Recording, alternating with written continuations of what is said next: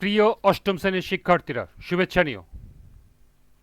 আজকে আমি তোমাদের 2025 সালের বিজ্ঞান বিষয়ের নতুন বই থেকে পঞ্চম অধ্যায় সমন্বয় ও নিঃসরণ এর অনুশীলনী থেকে বহু নির্বাচনী প্রশ্নের সমাধান করে দেব। প্রথমে তোমাদের বলবো, যারা আমার চ্যানেলটি সাবস্ক্রাইব করো নাই তারা আমার চ্যানেলটি সাবস্ক্রাইব করবে এবং আমার সাথে থাকবে। তাহলে চলো আমরা ক্লাস শুরু করি। পঞ্চম অধ্যায় সমন্বয় ও নিঃসরণ, অনুশীলনীর বহু নির্বাচনী প্রশ্ন।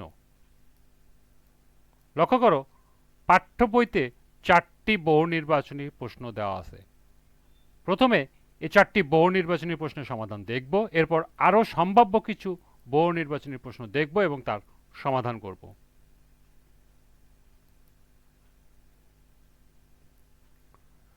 পাঠ্য বইয়ের বহু নির্বাচনী প্রশ্ন 1, নিচের কোনটি উদ্ভিদের ফুল ফোটাতে সাহায্য করে? ক জিব্বেরেলিন, খ সাইটোকাইনিন, গ ফ্লোরিজেন এবং গ অক্সিজেন। সঠিক উত্তর গ ফ্লোরিজেন। 2, নাইট্রোজেন ঘটিত বর্জ্য নিষ্কাশনে মানবদেহের কোন অঙ্গটি প্রধান ভূমিকা রাখে? ক বৃক্ক, খ ত্বক, গ নাক, ঘ পায়ু। সঠিক উত্তর ক বৃক্ক। নিচের অনুচ্ছেদটি পড়ে 3 ও 4 নম্বর প্রশ্নের উত্তর দাও। ফারিয়ার কক্ষে জানালার কাছে টবের মধ্যে লাগানো মানি প্ল্যান্ট গাছটি দ্রুত বৃদ্ধি পাওয়ায় এর লতাগুলো জানালার দিকে অগ্রসর হতে থাকে। ফারিয়া হাত দিয়ে এগুলোকে কক্ষের ভিতরে দিকে এনে দিলেও এরা আবার জানালার দিকে ধাবিত হয়। প্রশ্ন 3, ফারিয়ার গাছটি কি কারণে জানলার দিকে ধাবিত হয়? ক বাতাস, খ জলীয় বাষ্প, গ আলো, ঘ তাপ। সঠিক উত্তর গ আলো। 4, ফারিয়ার মানি প্ল্যান্ট গাছটি বৃদ্ধিতে সাহায্য করে? 1 জিব্রেরেলিন, 2 নম্বর হলো অক্সিন, 3 নম্বর হলো ইথিলিন। নিচের কোনটি সঠিক? ক 1, খ 1 ও 3, গ 2 ও 3 এবং ঘ 1, 2 ও 3। সঠিক উত্তর খ 1 ও 3। এ ছিল পাঠ্য বইয়ের 4টি বহু নির্বাচনী প্রশ্ন। এবার সম্ভাব্য কিছু বহু নির্বাচনী প্রশ্ন। 5, সমন্বয় না থাকলে উদ্ভিদের জীবনে কি দেখা দেবে? ক পুষ্পায়ন, খ ফল সৃষ্টি, গ বার্ধক্যপ্রাপ্তি এবং ঘ বিশৃঙ্খলা। সঠিক উত্তর ঘ বিশৃঙ্খলা।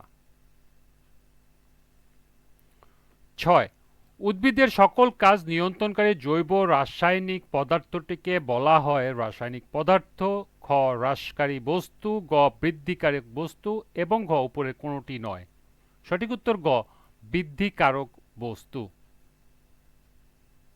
7, উদ্ভিদে যেসব হরমোন পাওয়া যায় তার মধ্যে ক হলো অক্সিন, গ হলো জিব্রেরেলিন, গ সাইটোকাইনিন এবং ঘ উপরের সবগুলো।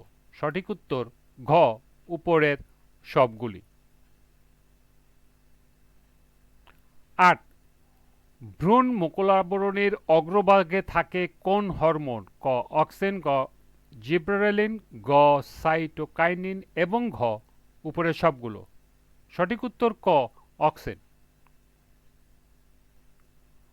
9, চারাগাছ বীজপত্র ও পত্রের বর্ধিষ্ণু অঞ্চলে দেখা যায় কোন হরমোন? ক অক্সিন, খ জিব্রেরেলিন, গ সাইটোকাইনিন এবং ঘ উপরের সবগুলো। সঠিক উত্তর খ জিব্রেরেলিন। 10, মূলে দেখা যায় কোন হরমোন?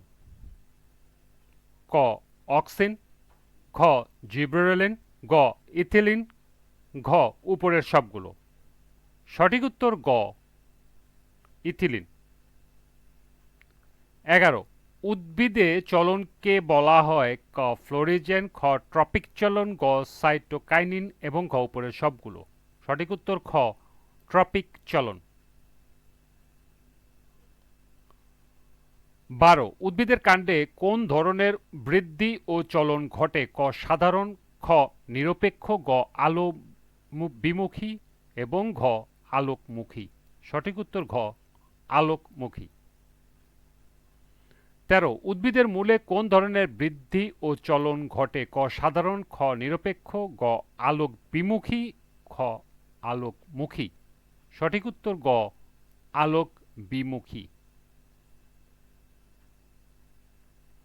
১৪ স্নায়ুতন্ত্রের প্রধান অংশ হল ক চোখ, খ নাক, গ কান এবং ঘ মস্তিষ্ক। সঠিক উত্তর ঘ মস্তিষ্ক। মানবদেহের দীর্ঘতম কোষ কোনটি? ক জাইলেম, খ আবরণী, গ নিউরন এবং ঘ উপরের কোনোটিই নয়। সঠিক উত্তর গ নিউরন। ১৬ কোনটি সঠিক? ক নিউরন কোষদেহ বিভিন্ন আকৃতির হয়, খ নিউরন কোষ আবরণী সাইটোপ্লাজম নিউক্লিয়াস দ্বারা গঠিত, গ নিউরন কোষে সেন্ট্রিওল থাকে না, ঘ উপরের সবগুলি। সঠিক উত্তর ঘ উপরের সবগুলি। ১৭ কোনটি সঠিক? ক সাধারণত একটি নিউরনে একটি মাত্র অ্যাক্সন থাকে, খ ডেনড্রাইটের সাথে মিলিত হওয়ার স্থানকে সিন্যাপস বলে, গ ডেনড্রন থেকে সৃষ্ট শাখাগুলোকে ডেনড্রাইট বলে, ঘ উপরের সবগুলো। সঠিক উত্তর ঘ উপরের সবগুলি। ১৮ কোনটি সঠিক? ক মস্তিষ্ক হল সমগ্র স্নায়ুতন্ত্রের চালক, খ মানুষের মস্তিষ্ক করটির মধ্যে সুরক্ষিত, গ মস্তিষ্কে মেনিনজেস নামক পর্দা দ্বারা আবৃত এবং ঘ উপরের সবগুলি। সঠিক উত্তর ঘ উপরের সবগুলি। ১৯ মানুষের মস্তিষ্কের প্রধান অংশ কয়টি? ক ২টি, খ ৩টি, গ ৪টি এবং ঘ ৫টি। সঠিক উত্তর খ ৩টি।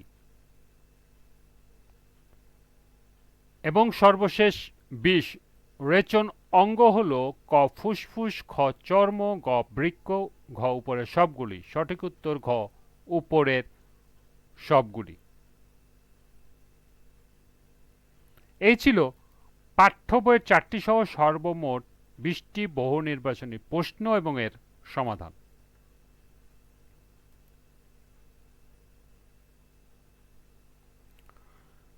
আজকের ক্লাসটি এ পর্যন্তই। পরবর্তী ক্লাসে সৃজনশীল প্রশ্নের সমাধান করে দেব। সবাইকে আবারও বলছি, যারা আমার চ্যানেলটি সাবস্ক্রাইব করো নাই তারা আমার চ্যানেলটি সাবস্ক্রাইব করবে এবং আমার সাথে থাকবে। সবাইকে পরবর্তী ক্লাস দেখার আমন্ত্রণ জানিয়ে আজকের মতো আমি এখানে বিদায় নিচ্ছি। আল্লাহ হাফেজ।